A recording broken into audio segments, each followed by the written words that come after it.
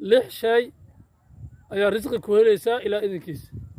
risqiga kuu soo kaxaynaysaa ilaa idinkiis bal lixdan shay daawo dhegayso kuna dhaqan si ilaa arsaaqda waasac kaaga dhigo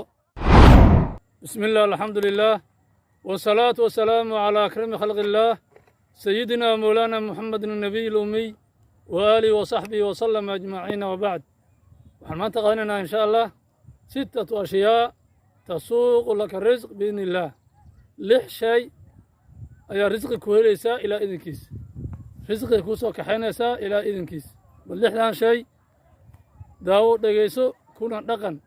سي إلى أرزاق واسع كاقا ديقو ولح شيء وأرزاق دا كوسو كحينيسو بإذن الله إلى إذن كيس كو شيء كو وحوية هاي كثرة الصلاة على النبي صلى الله عليه وسلم صلي قبضا والنبي كسل سيد عليه الصلاة والسلام أيا كوء رزقي إلى واسع كاقا هذا وبدي صلي النبي عليه الصلاة والسلام سي أرزاق واسع وبركيسا ولا كوسيو لبو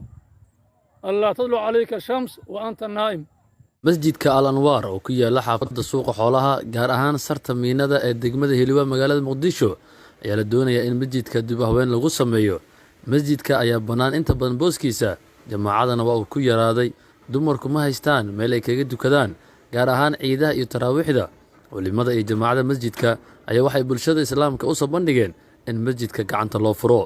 masjidka ayaa lagu qiimeeyey inay ku bixiso $12,000 hal qof ayaa bixin karo وهدي الله كسو قاضيو ogow sheergareentaaduna waxay ka mid tahay kaalmaha ugu weyn oo aad uga qayb qaadan karto dhismaha masjidka Mahadsanid inana qoraxda ku soo bixin adigoo hurda saxal oo seexatay ama xilda ma seexo qoraxda soo bixin hadii qoraxda ku soo baxdo adigoo hurda hadaba taas waa dhibaatay leedahay inana qoraxda ku soo bixin adigoo hurda ama markaad tukatay salaad subax hurda ku laaban sifaas oo ka fogaatid risqiga ku helaysaa ilaa idinkiis waa xilliga arsaaqada la qaybinay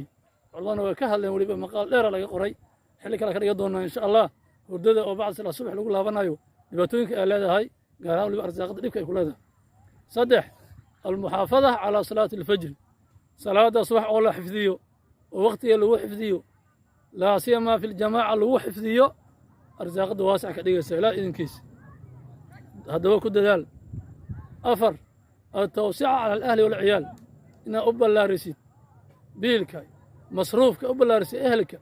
عيالك أبلا رسيد يعني عنقبتين ووحي لا كسي ميل هذا كدغان يا وحير هذا سين كوف إذنسا رزق واسعة هذا كو عريس سوماهن أذين لا كو عرينيا لينفق ذو ساعة من ساعة ومن قدر عليه رزقه فلينفق ما آتاه الله هذه لا واسع كهذه رزقها أيضا واسع مربى حكو زيادان أيضا زيادة وأهلك